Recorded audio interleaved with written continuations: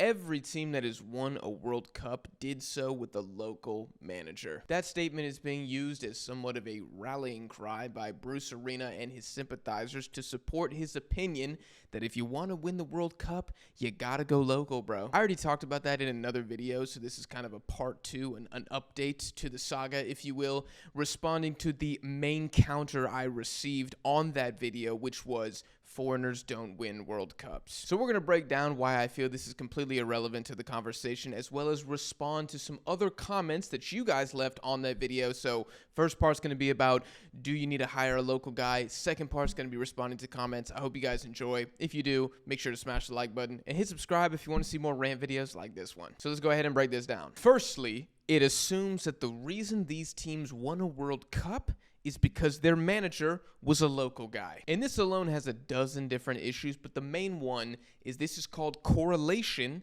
not causation. That is when you misattribute one key factor as the reason that something else is happening. If we want to find the causation, we need to look at the biggest factor, aka the cause, the reason why these nations have won the World Cup. And you guys down below tell me what's more important, having a manager who's local or having the best players. Which one of those two factors is more likely to cause the result that we are analyzing here today, ladies and gentlemen, which is winning World Cups? The answer is clearly the players. And you need not just good players, great players if you are going to win a World Cup, because winning World Cups is really freaking hard. Let's do a little exercise here. I'm going to name some of the teams that have won World Cup, and there's not many, and you guys tell me if they have anything in common.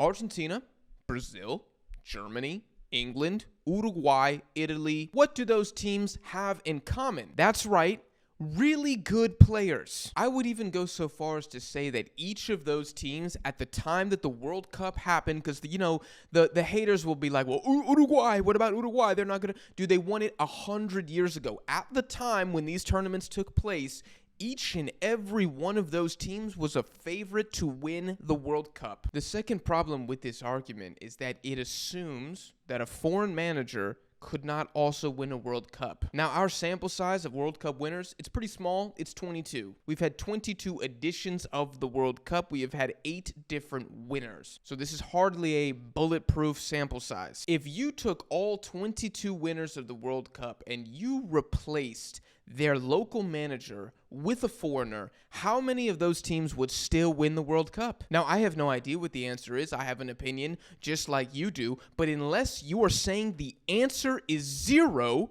the logic is flawed. Thirdly, it almost loosely implies that a local manager can't fail, and not only do local managers fail often, they fail historically hard. Now, I could pull some examples of a CONCACAF team or a weaker CAF team with a local manager that got grouped, and I could use that as my bullet point, right? But instead, I'm going to look at teams that are historically very good sides who had a local manager, and they didn't do very well in the World Cup specifically. Here are just a few examples of good teams at the World Cup underperforming with a local manager. How about England in 2018 when they got grouped?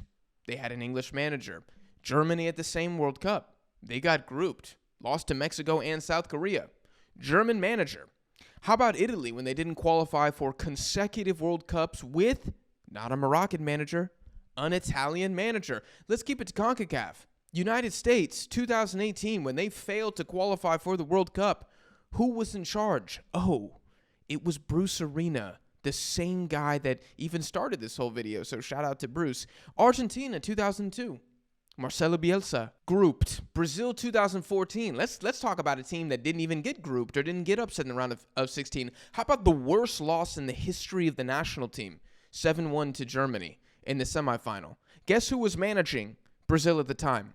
A Brazilian manager. Just France alone have several examples of them getting grouped at World Cups despite having a local manager, 2010 and 2002. You see what I'm getting at here? There are so many examples that nullify what Bruce Arena and other people are trying to say. Dare I say there's more than 22 examples of a powerhouse team who had realistic expectations to win the World Cup, getting eliminated in the group stage, maybe not even qualifying or bouncing out in the first elimination round. Which again is why I believe making this argument at worst is insanely stupid, at best, is impressively ignorant. The argument is stupid because it ignores the balance of power in football, and it acts as if everything is equal. It acts and assumes that Brazil and Honduras not only have the same access to resources, players, local coaches, but they also have the same expectations and objectives for the national team. And I guess if we're going to follow this local-only logic, Panama should just sack Thomas Christensen right now because he's not ethnically Panamanian. Therefore, the historical records would suggest they have a 0% chance of winning the World Cup. So let's just rip the Band-Aid off and hire a Panamanian. Except for the teeny tiny context that Panama should not be expecting to win a World Cup because that would be delusion. Let's bring it back to Bruce, right? Jack, he's saying that the United States should be aiming to win the World Cup. That's why he wants an American manager. It gives us the best opportunity. The United States is not winning a World Cup, bro. For U.S. soccer or the U.S. men's national team, or the players, the fans, to be operating and thinking as if they are France, or if they are Spain, or Brazil, is not realistic. I would even say it's not even helpful. We're not on that level to be thinking and operating as those teams. I'm sure some of y'all have played World of Warcraft, right? Sometimes you would get a piece of armor or a weapon, and you would see that the level is too high for you to equip that item. You're walking around as a level 10 scrub and you somehow come across an epic sword drop and the required level is 70. You're not built like that. You're not strong enough to pick up that sword. Thor's hammer is another example. Whatever you want to say. Steroids versus natty lifters. Whatever you want to say. The United States is not Thor. Football is not fair. Football is not balanced. Not everybody is playing the same game. The best teams in the world, the ones who are trying to win the World Cup, they're playing chess.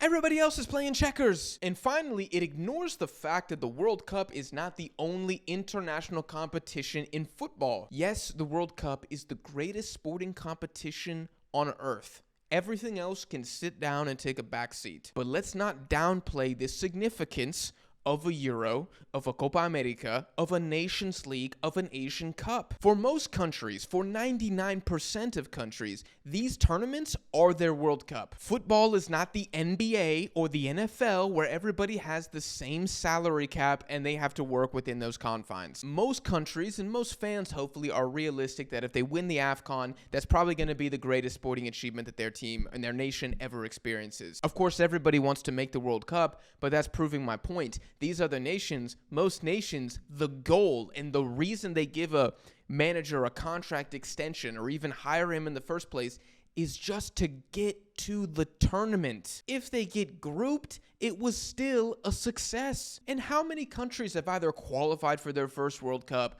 or qualified for their first World Cup in decades or won their first ever trophy at the confederational level? How many of those moments, the greatest moments that these fans have ever experienced in their entire lives, was delivered by a foreign manager? And I'm sorry, I'm not going to have anybody turning their nose up at that. I am not saying that every national team should hire a foreigner, just like I'm not saying every national team should hire a local guy. Every national team should hire who they should hire, depending on their resources, depending on who they can afford, depending on what they want to do, depending on what the schedule looks like. It's not based on their passport. So to summarize, man, I just think there's way too much missing context. Like, you cannot make a statement like this, which is factually correct, sure, but you can't ignore all the other reasons, the much bigger reasons for why it is correct, right? Again, it's correlation, not causation. You're not talking about the cause. You're just talking about the greatest footballing powers, teams that should be winning every single World Cup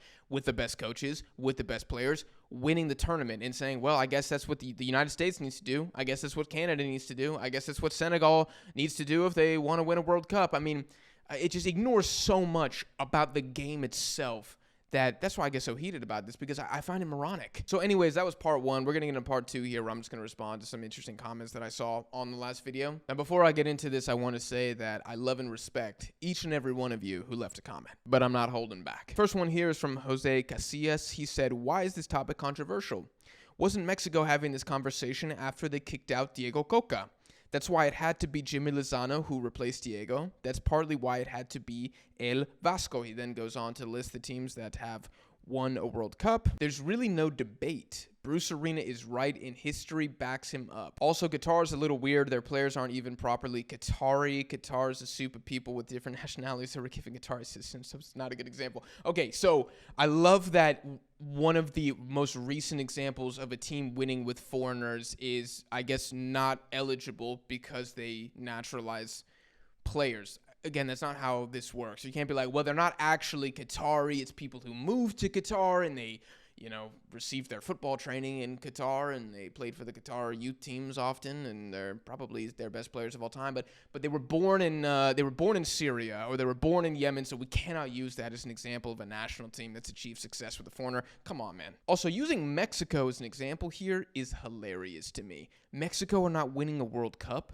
with Rafa Marquez, with El Vasco, with Omni-Man, with whoever you want to put at manager. We're not winning. We can't even make it to the 5th game. So again, this is like the same delusion that Bruce Arena and U.S. men's national team fans have. The realistic expectation should be a quarterfinal. How many examples in history have we seen of teams make a quarterfinal with a foreign manager? So by what we are trying to do, realistically, it doesn't matter if it's local or foreign. Somebody named B. Don said here, quote, Egypt didn't win under him, but got to their first World Cup in decades under Hector Cooper, who's another Argentine manager. See, this is what I'm saying. Like, Egypt, I think they've been to three World Cups, maybe 4, but I'm pretty sure it's 3. They hadn't been in a long time. Hector Cooper comes in, gets them to the World Cup. It didn't go well, but guess what? Egypt's not trying to win the World Cup. They're just trying to get there, and if they win a game, if they make the knockouts, build a statue to the players, build a statue to the teams. They're not playing the same game as France. We got a long comment here from Alfredo. I'll try to paraphrase.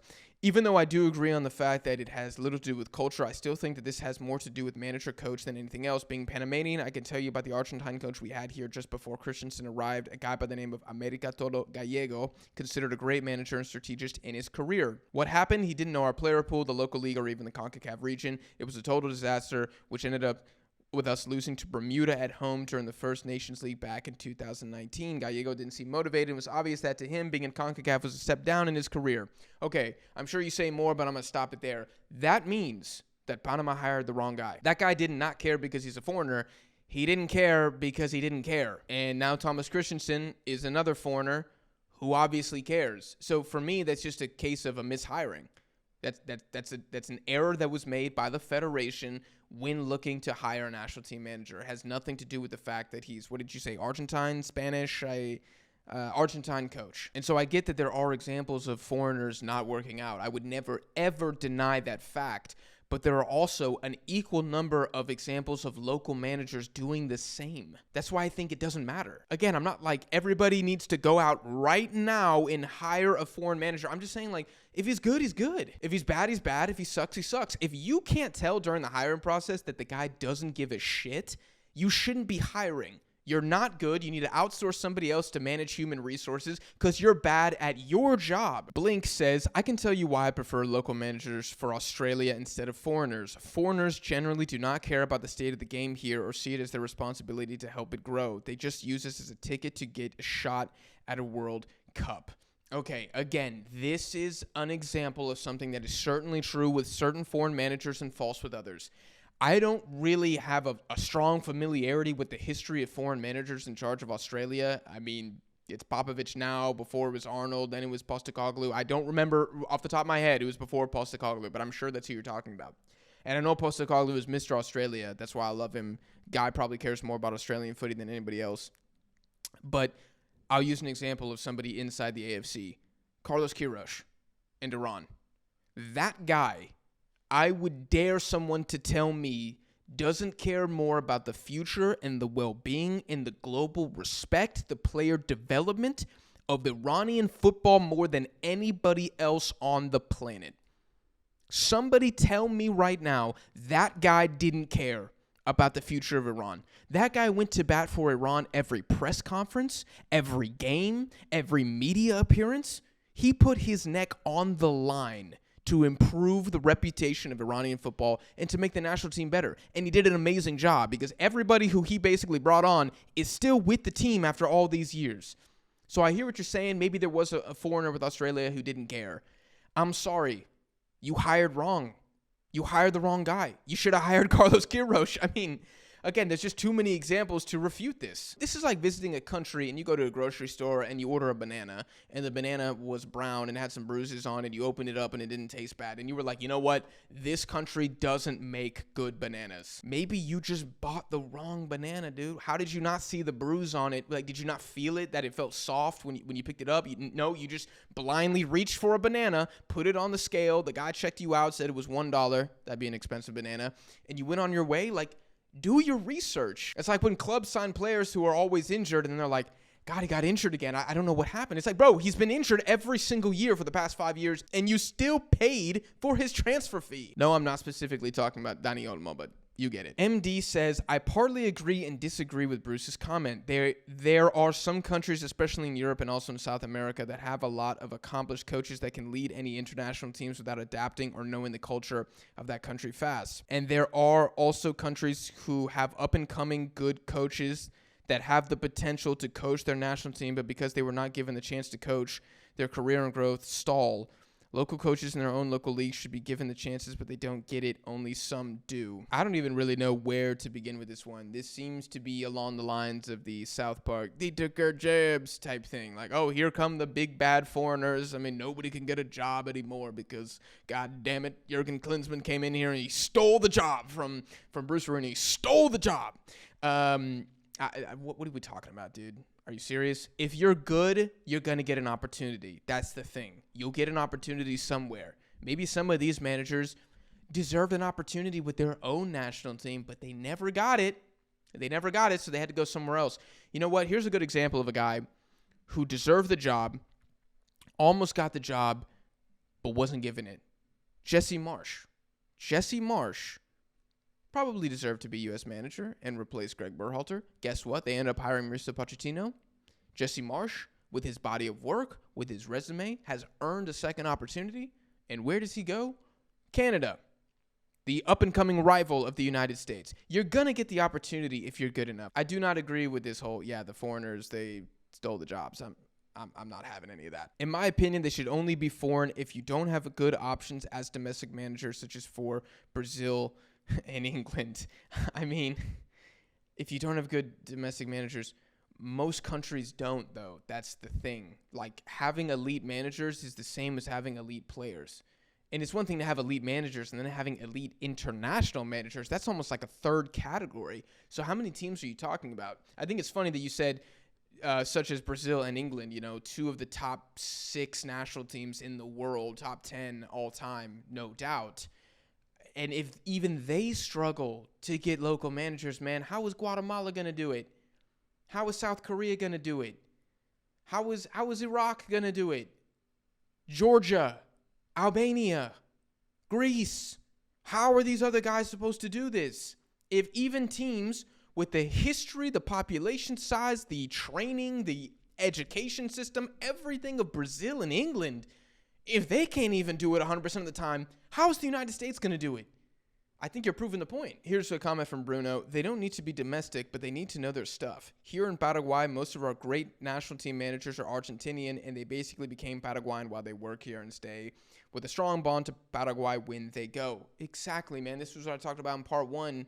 Let's not act like culture or a player pool cannot be learned, right? If you're going to be a foreigner who doesn't even live in the place that you're working, like Klinsmann with South Korea, then probably shouldn't have hired him. And that's an example of a guy who, he's probably not going to get it. But if you buy in, if you're Gustavo Alfaro and you move to Paraguay or you live in Ecuador or you're Gus Hiddink with South Korea, you're going to have success with these national teams. The fans are going to respect you. The players are going to respect you. And you're probably going to be successful. It's all about the effort of the manager that you decided to hire. I think I've talked about enough stuff here, and this video is probably too long. But as you guys can tell, I really disagree with this. Just hire the best guy. Stop being stupid and talking about he needs to be domestic to understand the culture. He's got to know the national anthem. Like, you can't just learn that or, go to Waffle House and pick up American culture there. It's silly. It's dumb. It's ignorant. I strongly disagree with it. You guys let me know what you think down below in the comments. I hope you guys enjoyed another rant-style video. I'll probably do another one of these, but a different topic. If you don't want to miss those, make sure you subscribe. I appreciate you guys for watching, and I'll see y'all in the next one.